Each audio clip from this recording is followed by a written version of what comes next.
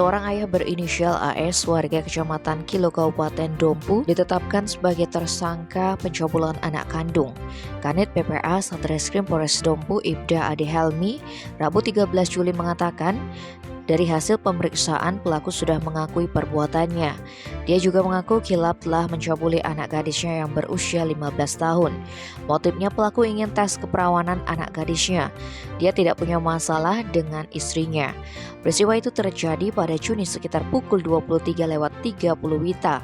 Berawal saat pelaku pergi karaoke dan minum-minum keras di salah satu kafe. Sebelum kembali ke rumah, pelaku sempat mengirim pesan singkat via WhatsApp pada korban berisi ajakan berhubungan, namun tidak dibalas oleh korban. Setiba di rumah, pelaku masuk ke kamar dan memeluk korban yang sedang asik main handphone.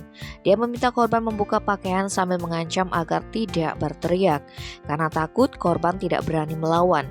Dia hanya bisa menangis. Setelah melecehkan anak gadisnya, pelaku kembali ke kamar untuk tidur bersama istrinya. Atas peristiwa itu, korban memilih minggat dari rumah dan tinggal di rumah neneknya. Korban menceritakan semua kejadian yang dialaminya kepada neneknya, paman, beserta keluarganya yang lain. Kemudian kasus itu dilaporkan ke Polsek Kilo.